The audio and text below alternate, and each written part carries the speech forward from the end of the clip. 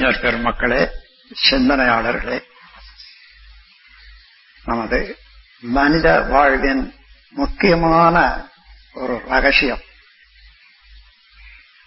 மனம்தான். மனம் என்பது இல்லை என்று யாரும் சொல்ல முடியாது. இப்படித்தான் இருக்கிறது என்று இன்று வரையிலே வளர்ந்த விஞ்ஞானம் கூட கணிக்க முடியாது. ஆனால் மனத்தால்தான் எல்லா திட்டமும் உருவாகுது, நடைபெறுகிறது, நிறைவு பெறுகிறது. நம்ம வாழ்க்கையில பல வகையான சிக்கல் இருக்கிறதாக நினைக்கிறோம். அது உண்மையிலே சிக்கல் இல்லை. நாம் ஏதோ சிலத முதல்ல தேவையானது வாங்கி கொண்டோம், கையில இருக்குது. இப்ப மேலும் வாங்க வேண்டியதா இருக்குது, இடம் இல்லை. முன்ன வாங்கல என்னென்ன தேவை என்ன தேவையில்லைன்றதெல்லாம் பார்த்து தேவையில்லாத ஒதுக்கி வச்சுட்டு காலியா வச்சுக்கிட்டா நாம் இன்னும் என்ன வாங்கணுமோ அப்பப்ப வாங்கிக்கலாம். மனிதன் கற்றுக்கொள்ள முயல்வதை விட வேண்டாததை விட்டு விட பழகுவதுதான் அறிவுக்கு மேன்மை தரும். வேண்டியது வேண்டியது வேண்டியது என்று சேர்த்துக்கொண்டே போகலாம். ஆனால் வேண்டாததை விடவில்லை என்றால் இப்ப சேர்த்துக்கொண்டே வர்றதுனால என்ன லாபம்? செயல்படுத்த முடியாது. நண்பர்களே, நம்ம சாதாரண உட்கார்ந்து இருக்கிறோம். எத்தனை எண்ணங்கள் வருது பாருங்க. நீங்க இந்த எண்ணம் வேணும்னு சிந்திக்கிறதே இல்லை. தான் ஒன்றன் பின் ஒன்றாக வந்து கொண்டே இருக்கின்றன. என்றைக்காயிலும் இது எங்கே இருந்து வருகிறது இந்த எண்ணம், எங்க கொண்டு போய் அதை அடுக்கி வைக்கப்பட்டிருக்கிறது, நாம் சிந்திக்கவே இல்லை. அதை சிந்தித்தால் பிரபஞ்சத்தில் நடைபெறக்கூடிய எல்லா ரகசியங்களும் நமக்கு தெளிவாகிவிடும். ஏனால் ரகசியங்களை உடையது ஒரு பெரும் ரகசிய பொருள் இறைநிலைதான். அந்த இறைநிலை காந்த வடிவத்துல பல மடங்கு சக்தி வாய்ந்ததாக பிரபஞ்ச காந்த சக்தியாக இருக்கிறது. அந்த சக்தி மனிதனிடத்துல மனமாகவும் திகழ்ந்து கொண்டிருக்கிறது. காந்தம் என்பதை நான் நேரடியாக உபயோகிப்பதே இல்லை, எங்கேயும் உபயோகம் ஆகிறது இல்லை.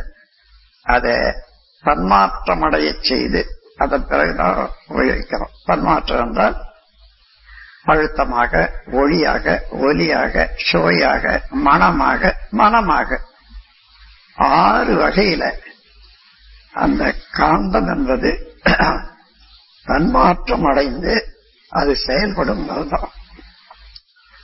காந்தமாக இருப்பது அடிப்படை சக்தி. இப்ப செயல்படும் நிலையில வரும்போது அதே காந்தத்தை மின்சக்தின்னு சொல்றோம். மின்சக்தி தான் அந்த டிரான்ஸ்பார்மேஷனுக்கு முதல் கட்டம். அதுல இருந்து எது வேணாலும் ஆகும். இப்போ அத்தகைய விஞ்ஞானபூர்வமான ஒரு பெரிய ஆற்றல் தான் காந்த சக்தி. மனிதன் என்றது அதற்கு பேரு ஜீவகாந்த சக்தி. ஆனால் காந்தம் என்றால் லேசா ஏதோ உணர முடியுதே தவிர அதனுடைய பிறப்பு இயக்கம் அவ்வளவு லேசா கண்டுபிடிக்க முடியாது. ஆனால் அனைவருமே காந்த ஆற்றலினுடைய ஒரு இயக்கம் மூலம் தானே தவிர வெளியில இல்லை. ஆனால் நமக்குள்ளாகவே இருக்கக்கூடிய அந்த காந்த ஆற்றலை நாம் உணர முடியும். இப்போ ஒரு பசுமாட்டை பார்க்கிறோம். அந்த பார்க்கிற போது அந்த வடிவம் எடுக்கிறோம். பசுமாட்டை போன்ற வடிவம் அதுதான் நான் என்னது பார்க்கிறேன் என்று தெரிகிறது. அதன் பிறகு அது பசுமாடு, அது பால் கறக்கும், அது என்னென்ன குணம் உடையது என்று அதையும் தெரிஞ்சுக்கட்டும். பசுமாடு என்று உருவத்தால் அடையாது, அது சக்தி. அதன் பிறகு அதனுடைய குணங்களை எல்லாம் வர்ணிக்கிறது கான்சியஸ்னஸ், அறிவு. இப்படி ஃபோர்ஸ் அண்ட் கான்சியஸ்னஸ் இரண்டுமே எப்பொழுதும் வேலை செய்யற போதுதான் மனமாக இயங்குகிறது. நீங்க ஒன்று நினைக்கிறீங்கன்னு சொன்னா அந்த நினைவுக்கு ஒரு உருவம் இருக்கிறது, அந்த உருவத்துல ஒரு தன்மை இருக்கிறது, அதற்கு மேலாக குணம். அந்த உருவமாக வடிவமாக இருக்கிறது சக்தி என்று வைத்துக் கொள்வோம்.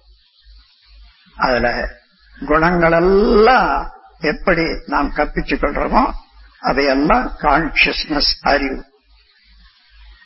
இந்த பிரபஞ்சமே ஃபோர்ஸ் அண்ட் கான்சியஸ்னஸ்.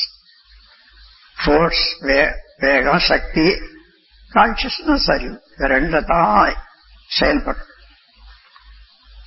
இந்த ரெண்டுக்கு காரணமானது என்ன என்று பார்க்க போனா, இறைநிலையானது தன்மாற்றம் பெற்று பிரபஞ்சமாக திகழ்ந்து கொண்டிருக்கிறது. இறைநிலையில இருந்து பிரபஞ்சம் பரிணாமம் அடைந்தது என்று சிலர் சொல்வார்கள். இறைநிலையே பிரபஞ்சத்தை சிருஷ்டி செய்தது என்று சொல்வார்கள். அது எல்லாமே அந்தந்த காலத்துல வாழ்ந்த மனிதர்களுடைய கருத்தின் உயர்வுக்கு ஏற்றவாறு சொல்லியிருக்காங்க. ஆனா இந்த காலத்துல விஞ்ஞானம் வளர்ச்சி பெற்றிருக்கிறது. இப்ப நாம் தெரிந்து கொள்ள வேண்டியது, இறைநிலையானது பரிணாமம் என்ற அளவுல இருந்தாலும் அது சிருஷ்டி என்ற அளவுக்கு வரல. அதாவது தான் விரும்பி என்ன உருவம் வேணும், என்ன செயல் வேணும் என்று விரும்பி படைத்தது இல்லை. இறைநிலைக்கு அப்பால இந்த ஒரு பொருள் இருந்தா அது எடுத்து இதை படைக்கலாம். அதை தவிர இன்னொன்று இல்லை என்ற போது படைப்பு என்றது இல்லை. அப்ப நாம் பார்க்கிறோம் விந்தைக்குரிய எல்லா பொருட்களையும், செயல்களையும், இயக்கங்களையும். அப்ப இறைநிலையே தன்மாற்றம் பெற்று, டிரான்ஸ்பார்மேஷன், தன்மாற்றம் பெற்று பிரபஞ்சமாக மலர்ந்திருக்கிறது. எந்த பொருளையும், எந்த செயலையும், எந்த இடத்தையும் ஆராய்ந்து பார்த்தால் இறைநிலையை தவிர வேறொன்று இருக்க முடியாது.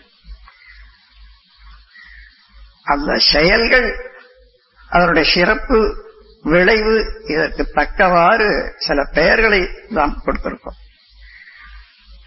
அப்படி பார்க்கிற போது மனம் என்பது அந்த ஜீவகாந்த பெட்டகம் ஒன்று இருக்கிறது. நமக்கு ஜீவகாந்த பெட்டகம்னா உடல்ல பருவுடல், நுண்ணுடல், காந்த உடல் என்று மூன்று இருக்கிறது. பருவுடல் என்பது physical body constructed by cells. அதுக்குள்ளாக அந்த செல் என்று சொல்லக்கூடிய எலிமெண்ட்ஸ், அவைகள் பல சேர்ந்து கட்டப்பட்டதான் பிசிக்கல் பாடி. அந்த எலிமெண்ட்ஸ் சொன்னா இதுவரையில 92 எலிமெண்ட்ஸ் கண்டுபிடிச்சிருக்காங்க. அதுக்கு மேலாகவும் செயற்கை மூலமாக கொஞ்சம் சேர்த்து அது 100க்கு மேல வந்துடுது. இருந்தாலும் 92 எலிமெண்ட்ஸ் தான் பேசிக் எலிமெண்ட்ஸ். இந்த எலிமெண்ட்னா என்ன? எத்தனை பார்ட்டிகள், அதாவது லைஃப் எனர்ஜி பார்ட்டிகள், அதை விண் என்று சொல்றோம். இன்ஃபினிட்சிமல் எனர்ஜி பார்ட்டிகள்னு சொல்றோம். எல்லா தோற்றங்களுக்கும் மூலக்கூறுன்னு சொல்றோம். அம்மாதிரியான உள்ள ஒரு நுணுக்கமான ஒரு இயக்க நிலையம்தான் விண் அணு என்று சொல்லுவோம். அந்த அணுக்கள் எத்தனை கூடி ஒரு குரூப் ஒரு தொடராக இயங்கிக் கொண்டிருக்குமோ அது பேர் தான் அதற்கு எலிமெண்ட் சொல்றோம். எத்தனை அணுக்கள் கூடி இருக்குதோ அதுக்கு தகுந்தவாறு ஒவ்வொருத்தருக்கும் ஒரு பேரு, அதுக்கு தகுந்தவாறு அதனுடைய இயக்கம். 92 எலிமெண்ட்ஸ்.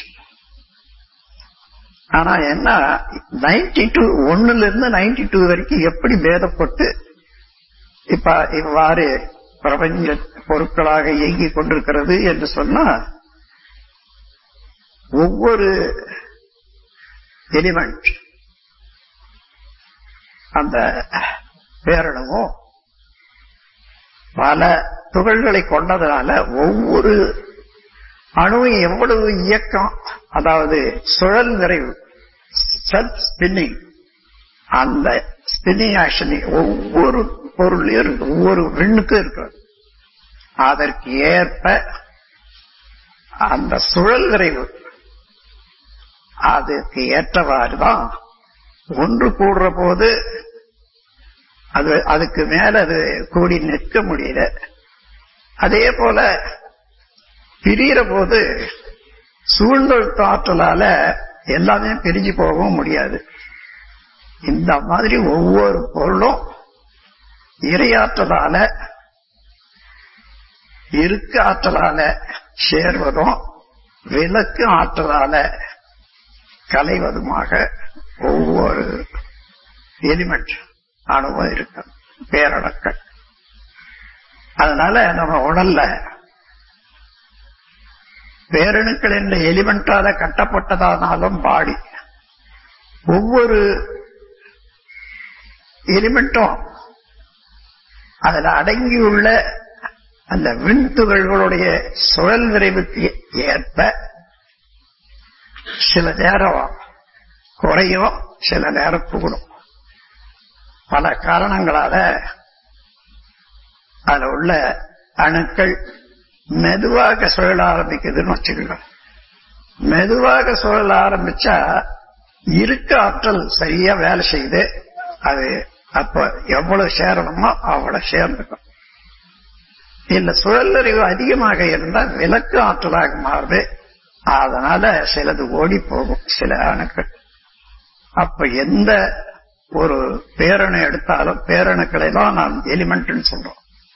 எந்த எலிமெண்ட் எடுத்தாலும் எப்பொழுதும் அந்த சூழ்நிலைக்கு தகுந்தவாறு அதனுடைய ஸ்பின்னிங் ஆக்ஷன், அதுல உள்ள அணுக்களுடைய ஸ்பின்னிங் வேகம் ஏற்றத்தாழ்வுக்கு தகுந்தவாறு கூடுதலோ அல்லது குறைதலோ உண்டாகும். எப்பொழுதும் எந்த பொருளும் அப்படியே இருக்கிறது இல்லை. இந்த மாதிரி அணுக்கள் கூடிக்கிட்டே இருக்குது எலிமெண்ட்ல.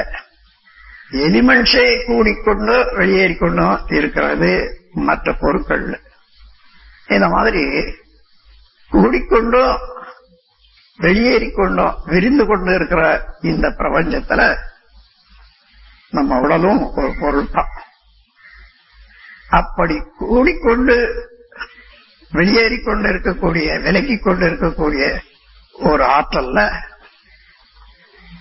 சில அணுக்கள் வெளியேறுது என்று தெரியுது நமக்கு. சில அணுக்கள் உள்ள இழுக்கப்படுது, அது சேர்த்துக் கொள்ளுது தெரியுது. அதனால இந்த பேரணுக்கள் என்று சொல்லக்கூடிய எலிமெண்ட், இந்த எலிமெண்ட்ஸுக்கு அப்பால மேலாக தனித்தனியே விண்துகளும் ஓடிக்கொண்டே இருக்கின்றன ஒவ்வொரு உருவத்திலையும். அப்போ பாடி, பிசிக்கல் பாடி கட்டப்பட்டிருப்பது எலிமெண்டால, எலிமெண்ட்ஸோ விண்துகளால, விண்துகளோ தனித்தனியான தச்சுழல் விரைவினால கூடுதல் குறைதல் என்னது ஏற்படுத்திக் கொள்ளும். அதனால இப்போ நம்ம பாடியில பிசிக்கல் பாடி அந்த தனித்தனியா விண்கள் ஓடுது பாருங்க, அதை உயிராற்றல்னு சொல்லுவோம். அதுதான் ஆஸ்ட்ரல் பாடி, சூக்கும சக்தி என்று சொல்றோம். அதைத்தான் உயிர் என்று நாம் கொள்றோம். அப்போ ஒவ்வொரு மின்துகளும் இறைத்துகள்கள் பல சேர்ந்து கூடி இயங்கிக் கொண்டிருக்கக்கூடிய ஒரு கட்டடம். ஆகையினால அந்த இறைத்துகளும் மின்னிலிருந்து சில ஓடிக்கொண்டே இருக்கும், சேர்ந்து கொண்டு இருக்கும். அந்த மாதிரியாக பாடியில எந்த இடத்துல எடுத்தாலும் பிசிக்கல், ஆஸ்ட்ரல், மேக்னட்டிக் என்ற நாம் 3 விதமான இயக்கங்கள், தத்துவங்கள் இயங்கிக் கொண்டே இருக்கின்றன. அப்போ இந்த அலை இயக்கமாக வரக்கூடிய காந்த இயக்கம், தனித்தனியே துகள்கள், அணுவில இருந்து பிரிந்து போற துகள்கள், அவைகளெல்லாம் தான் உடல்ல காந்த சக்தின்னு சொல்றோம். அப்போ ஒவ்வொரு உடல்லையும் அந்த காந்த ஆற்றல் ஓடிக்கொண்டே இருக்கு. ஆனா தச்சுழற்சி உடையதாக இருப்பதனால ஒவ்வொரு அணுவும் அது கூட்டு சேர்க்கையா இருக்கக்கூடிய எந்த இடத்துலயும் அதே சுழற்சியில இருக்கும். அப்போ சுழற்சி எந்த இடத்துல எந்த பொருளுக்கு இருந்தாலும் அந்த சுழற்சிக்கு ஒரு மைய புள்ளி வச்சுக்கும். அதுதான் ஸ்பெசிபிக் கிராவிட்டி. அந்த மைய புள்ளியில கனத்த பொருள் எல்லாம் மைய புள்ளியில வந்து சேரும். லேசாக போக போக விரிந்த நிலையில வரும்.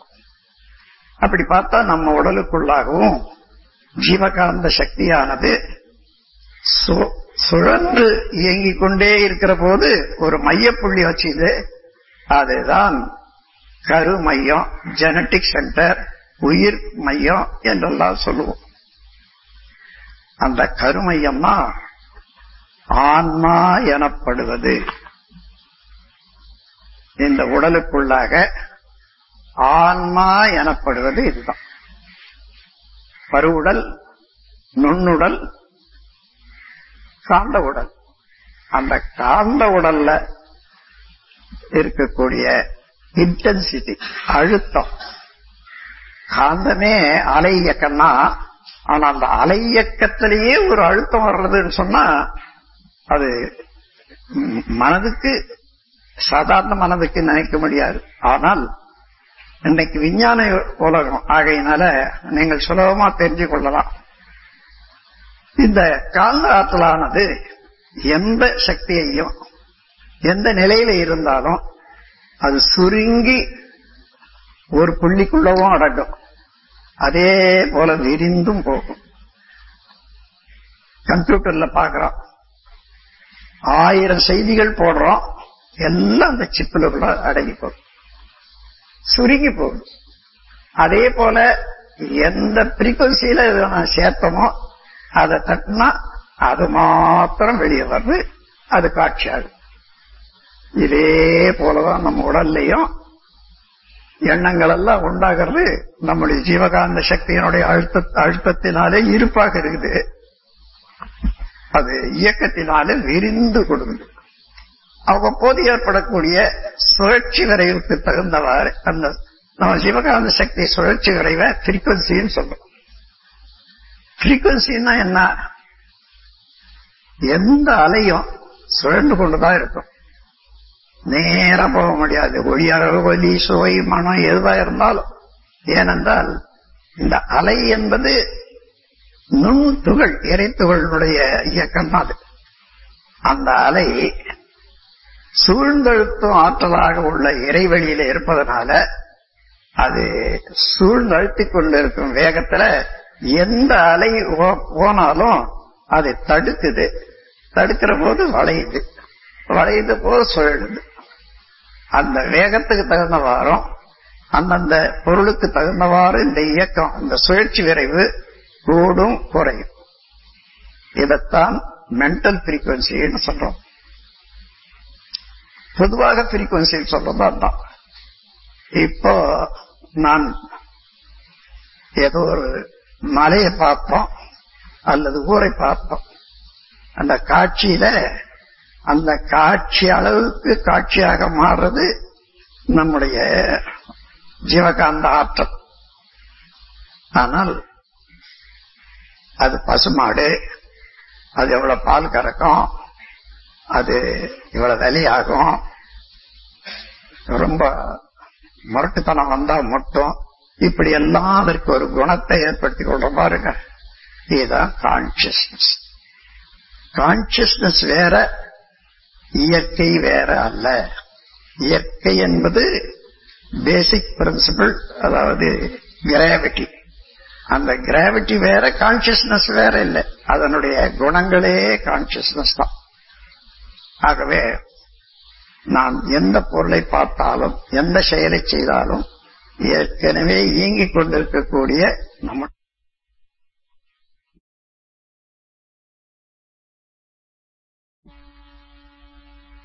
எண்ணங்களாக, மனதில் உள்ள எண்ணங்களாக. அப்போ மனம் என்பது வேற, அறிவு என்பது வேறன்னு சொல்லலாம். ஏன்னா அதனுடைய இயக்க நிலை சிறப்புக்கு மனம்னு சொல்றோம். அதன் அடிப்படையான தத்துவத்துல அறிவு என்று சொல்றோம். எப்படி கடல் கரைக்கு போறோம், பார்க்கிறோம் கடலை, ஆயிரக்கணக்கில் அலைகள். அப்போ அலைகள் என்ன? நீரின் அசைவு நிலை அலைகள். நீர் என்பது கடல், கடல் ஒன்றுதான். ஆனா அசைவு நிலையாக இருக்கக்கூடிய அலைகள் கோடி கோடி.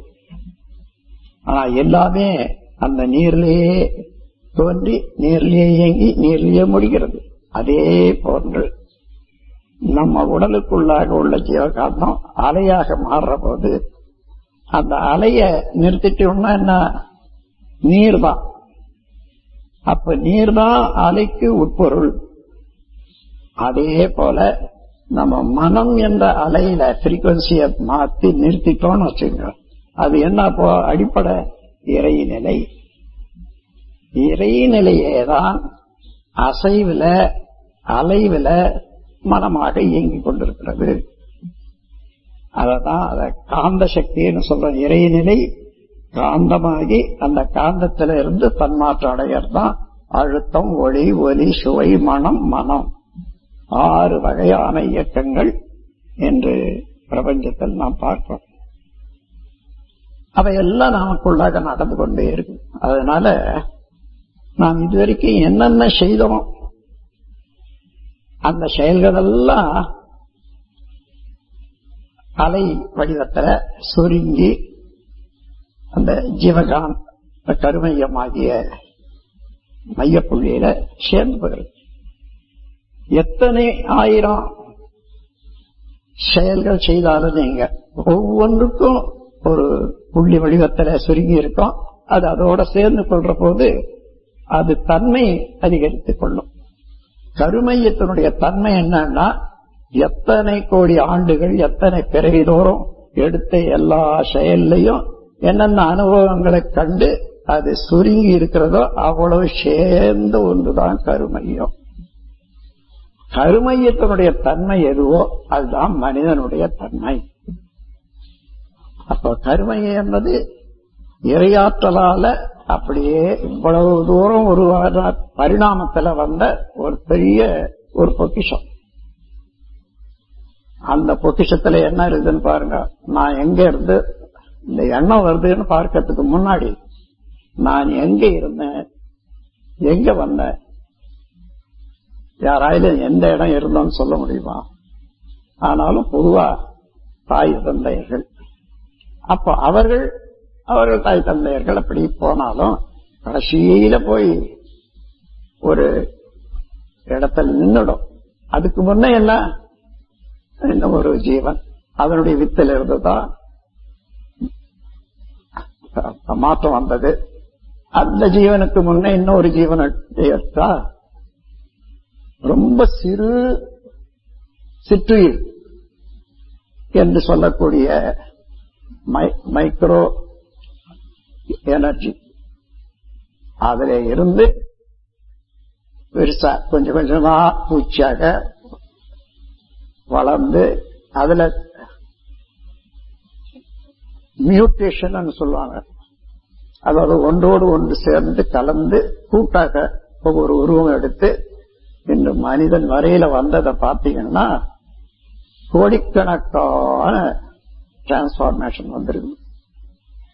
அந்த கோடிக்கணக்கான ஜீவன்கள்ல என்ன அனுபவங்கள் என்னென்ன நடந்ததோ அவ்வளவும் அந்த கருமையத்துல இருப்பார்.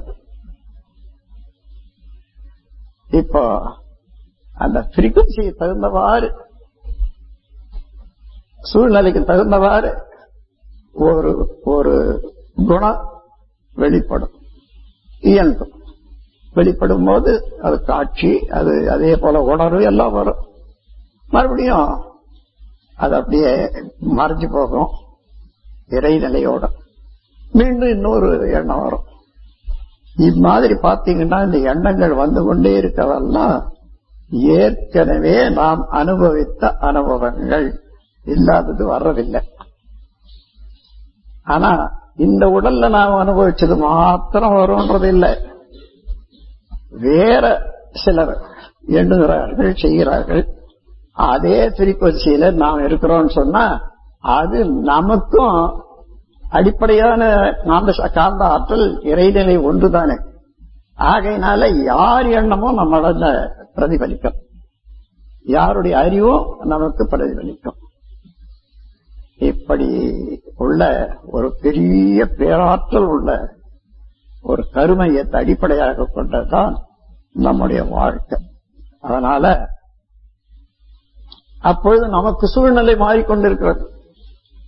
என்ன ஒரு டெம்பரேச்சர்ல, தேவை உணரல அல்லது பொருட்கள் கையாளுவத அதுக்கு தகுந்தவாறு எந்தெந்த ஜீவனுடைய குணங்கள் விரிவடையணுமோ அந்தந்த ஜீவனுடைய குணங்கள் விரிவடையும். அதுக்கு தகுந்தவாறு எண்ணங்களை செயல்களும் உருவாக்கும். அப்போ நாம் ஒரே ஆள் தான். நமக்குள்ள இருக்கக்கூடிய எண்ணங்களை எண்ணி பார்த்தா அந்த எண்ணத்துக்குரிய ஜீவ இனங்களுடைய எண்ணிக்கை கோடி கோடி கோடியா.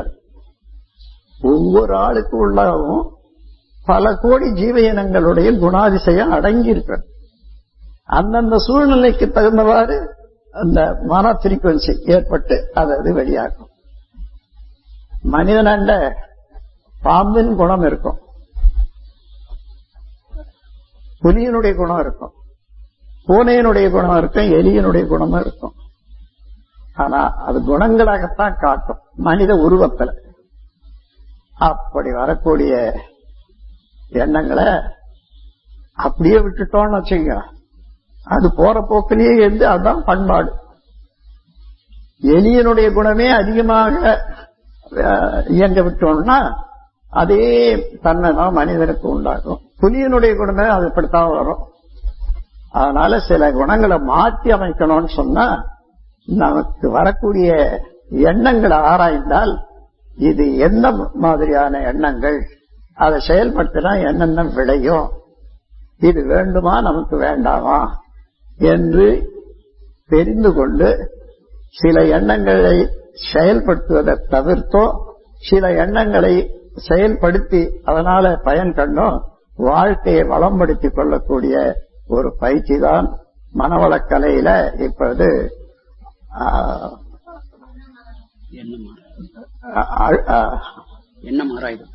இல்ல அகத்தாய்வுன்னு சொல்றோம். இன்ட்ராஸ்பெக்ஷன். இந்த யோக சாதனையிலேயே இன்ட்ராஸ்பெக்ஷன் தான் ரொம்ப முக்கியம். அது இல்லைன்னா யோகத்தினால அறிவு கூர்மையாகவும் ஆழ்ந்த சிந்தனையாகவும் உயர்ந்து கொண்டிருக்குது. பயன் இன்ட்ராஸ்பெக்ஷன் ஆராய்வதனால உண்மையை உணர்ந்து அது தெளிந்து அதை வளப்படுத்திக் கொள்வதற்கு பயிற்சி வேண்டும். அப்போ நம்ம உட்கார்ந்துருக்கோம், எண்ணங்கள் வருது. இப்போ உங்களை போல எனக்கும் ஒரு எண்ணம் இருந்தது. இது எங்க இருந்து வருது இந்த எண்ணம்? கண்டுபிடிச்ச போது வந்து கொண்டே இருக்குது. ஒரு தடவை வந்துட்டு அது தேஞ்சு போடுவேன் இல்ல, இன்னும் 1000 தடவை கூட ஒரே எண்ணம் வந்துகிட்டே இருக்கு. எங்க இருந்து வருது, எப்படி வருது என்று ஆராய்ந்த போதுதான் அவ்வளவும் நான் செய்த செயல்கள்ல இருந்து வந்த பதிவுதான் எண்ணங்களாக வருது.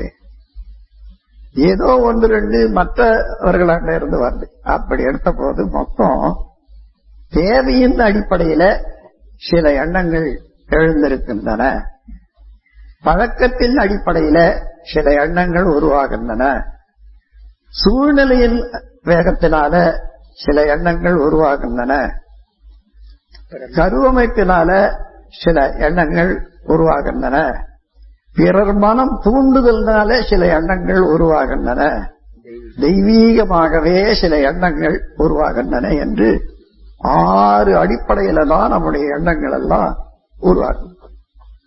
எந்த எண்ணம் எடுத்தாலும் இந்த 6 அடிப்படைக்கு உள்ளதான் இருக்கும். இப்போ அதை கண்டுபிடிக்கணுமே தான். இப்ப சாப்பிடணும்னு எண்றீங்க, அப்ப அந்த சாப்பிடணும்ன்ற எண்ணம் எப்படி வந்தது? பசி இருக்குது, தேவை, உடலுக்கு தேவை இருக்குது, அந்த தேவை முடிக்கக்கூடிய பொருளை போட்டாதான் சரியா வரும். அதனால தேவையின் அடிப்படையில அந்த எண்ணம் எழுந்திருக்கிறது சாப்பிடணும்னு. ஆனா சாப்பிடணும்னு நினைக்கிறோம், பசி இல்ல. எப்படி வருது? சில சமயம் அந்த மாதிரி எண்றமே பார்த்தா நாம் சரியா எப்பவும் பழக்கம் ஒண்ணு வச்சிருக்கோம். சரியா மணி 1 அடிச்சா சாப்பிடுறதுன்னு. ஏதோ இப்படி வந்து இப்ப வரும்போது மணியை பார்க்கிறோம், மணி 1 ஆச்சு, ஆஹா சாப்பிடணும். இங்கே பழக்கத்தினாலே ஏற்படும் எண்ணம். தேவையினாலே ஒரு எண்ணம் எழலாம், பழக்கத்தினாலே ஒரு எண்ணம் எழலாம். உதாரணமா நாம் ஒரு திருவழியே போயிட்டு இருக்கோம், அடிக்கடி அங்க ஒரு ஹோட்டல் இருக்குது, சில சமயம் அங்க போய் காபி சாப்பிடுறோம், ரொம்ப சுவையா இருக்கு. அந்த அங்க போகும்போதெல்லாம் அந்த காபி, அந்த வாசனை அதெல்லாம் வந்துடும், நான் காபி சாப்பிடணும்ன்ற எண்ணம் வரும். இது பழக்கத்தினாலே தவிர தேவையினாலே அல்ல. தேவை, பழக்கம், சூழ்நிலை. நீங்க ஒரு கோயிலுக்கு போறீங்க, அங்க 1000 பேர் விழுந்து கும்பிடுறாங்க, நீங்களும் விழுந்து கும்பிடுறீங்க, கும்பிடுறோம். அது ஏதோ இதெல்லாம் சூழ்நிலையினாலே ஏற்பட்ட பழக்கங்கள், கும்பிடணும் எண்ணம். அதன் பிறகு கருவமைப்பு. இது கருமையத்துல இப்படி உருவாகி கொண்டே வந்த தன்மைகள் எல்லாம் எப்பொழுதும் தொடர்ந்து பரம்பரையாக தொடர்ந்து வந்துகிட்டே இருக்கும். உடல் போயிடும், அந்த கருமைய மாத்திரம் தொடர்ந்து வந்துகிட்டே இருக்கும். அது ஆன்மா, அது அழிவு இல்லாதது. அப்படி பார்த்தா நம்மண்ட இருக்கக்கூடிய கருமையம் எத்தனையோ கோடி ஜென்மங்களாக தொடர்ந்து வந்து இங்க வந்து இங்க இருக்கு. அப்போ அந்தந்த இடத்துல செய்த செயல்கள் எல்லாம் தன்னுடைய தன்மைகளாக இருப்பதனால அந்த சூழ்நிலை வர்ற போது உடனே அந்த எண்ணம் உண்டாகும், அதை செயல் செய்யணும் போகும். இதுல இந்த வேத வாக்கியங்கள்ல 4 சொல்லுவாங்க. தத்துவமசி, அகம் பிரம்மாஸ்மி, அயமாம்சம் பிரம்மம், பிரஜானம் பிரம்மம். தத்துவமசினா அது நீயாக இருக்கிறாய், இறையநிலையே தான் நீயாக இருக்கிறாய் என்றது. அதுக்கப்புறம் அது உன் உடலை மாத்திரம் எடுத்துக்கிட்டு நினைக்க கூடாது, உள்ளமாகவும் இருக்கக்கூடிய ஆன்மாவும் அவனேதான் என்றது 2வது வருது. அதுக்கப்புறம் அயமாத்மம் பிரம்மம், ஆன்மா என்பது தொடர்ந்து வர்றது. அப்படி தொடர்ந்து வரும்போது இப்ப இருக்கக்கூடிய ஆன்மாவும் அதுவே பிரம்மன் தான் என்று சொல்றதுக்கு அயமாத்மம் பிரம்மம். அப்பப்ப ஏதோ பார்க்கிறோம், அந்த பார்வையினால, அந்த தேவையினால, உற்சாகத்தினால சில எண்ணங்கள் தோன்றது செய்யும், பிரஞானம். ஆக அந்த மாதிரி இப்பொழுது இருக்கக்கூடிய ஆன்மா கருவமைப்பு தன்மையெல்லாம் அதுவும் தொடர்ந்து வந்த அதே கருமையம்தான். அதனால எண்ணங்கள் எத்தனையோ காலத்துக்கு முன்னால செய்த செயல்கள், எந்தெந்த ஜீவ இனத்திலேயோ செய்த செயல்கள், அது கூட இன்று செயல்படலாம். அப்போ தேவை, பழக்கம், சூழ்நிலை, கருவமைப்பு. அப்புறம் பிறர் எண்ண தூண்டுதல். யாரோ அதிகமான, அதாவது நம்ம எண்ணம் என்பது மனம், மனம் என்பது அலை, அலைக்கு உட்பொருளாக உள்ளது இறைநிலை. அது இறைநிலை எல்லாருக்குமே ஒன்றா இருப்பதனால சில சமயம் அந்த பிரிக்வன்சி என்ன யார் என்ன எண்ணாலும் அந்த எண்ணத்தினுடைய பிரதிபலிப்பு உங்களுக்கு தெரியும். யாருடைய எண்ணம் உண்டாகும். உதாரணமா நீங்க ஒரு விஞ்ஞானின்னு வச்சுக்கோங்க, எதையோ பற்றி ஆராய்ந்து கொண்டு இருக்கீங்க, உங்களுக்கு நேரடியா கிடைக்கல அந்த உண்மை. ஏதோ ஒரு விஞ்ஞானி அதை கண்டுபிடிச்சு அதையே நினைச்சிட்டு இருப்பாரு, அந்த பிரிக்வன்சியில இருப்பாரு, அதே எண்ணங்கள் உனக்கு என்று கண்டுபிடிச்சிட்டு வரும். இந்த மாதிரி பிறர் எண்ணம் கூட நம்மிடத்துல தூண்டி நம் எண்ணமாக மாறலாம். அதன் பிறகு இறைநிலையே தன்மாற்றம் அடைந்து மனிதனாக வந்திருப்பதனால மனிதன் உயர உயர உயர தன்னை அறிந்து கொள்ள வேண்டும் என்ற ஆசையும், அதனால இறைநிலை தேட்டமும், அதை கண்டுபிடிப்போம், அதுல இருந்து தொய்ந்து வாழ்வது என்பது ஒரு கடைசியாக உள்ள மனித குல பிறப்பு உரிமை. அந்த மாதிரியில எல்லாருக்குமே இறைநிலையை நாட்டம் உண்டாகுது பாருங்க, அது தெய்வீகம். தேவை, பழக்கம், சூழ்நிலை, கருமைய உணர்வு,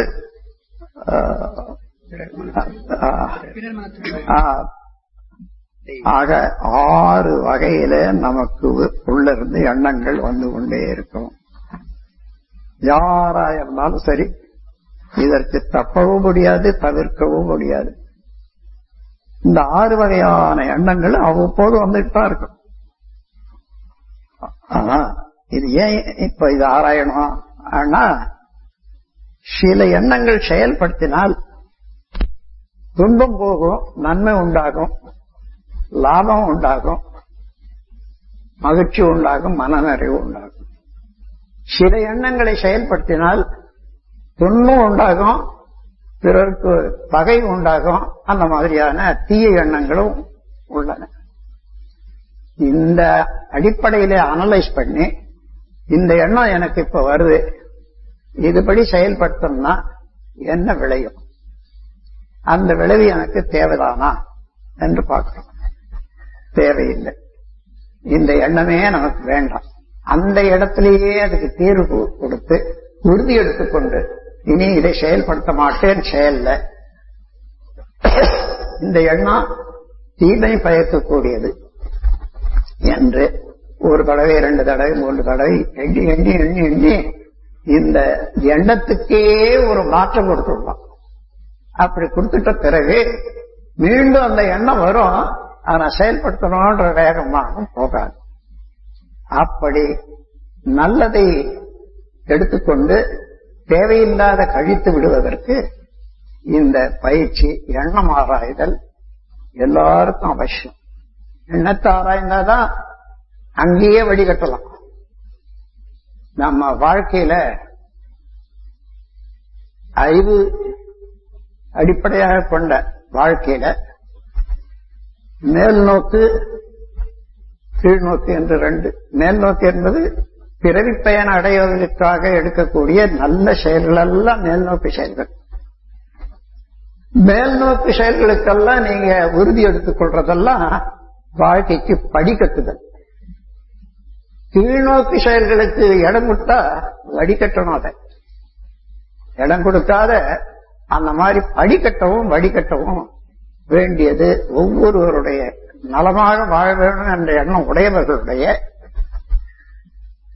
உண்மையான பொருத்தமான செயலாகும். எனவே நாமும் அந்த மாதிரி நம்முடைய எண்ணங்களை ஆராய்வோம், நல்ல எண்ணங்களை தேர்ந்தெடுப்போம், அதை அடிக்கடி செயல்படுத்தி அதை தன்மயமாக மாற்றிக்கொள்வோம்.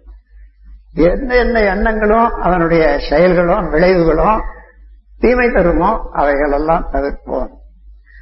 இந்த முறையில 6 வகையான எண்ணங்களையும் ஆராய்ந்து மனதில் கொண்டு தேவை, பழக்கம், சூழ்நிலை, கருவமைப்பு, பிறர் எண்ண தூண்டுதல், தெய்வீகம் என்ற 6 வகையில நாம் எண்ணத்தை ஆராய்வோம். எல்லாருக்கும் ஒன்றுதான் செயல், அதுக்குரிய விளைவுகள் வெவ்வேறு இருக்கலாம். ஆனா அடிப்படை தத்துவம் என்பது ஒண்ணுதான். நீங்க எண்ணினாலும் உங்க எண்ணம் உங்களுக்கு தன்மையாக மாறும், நான் எண்ணினாலும் எண்ணம் தன்மையாக மாறும்.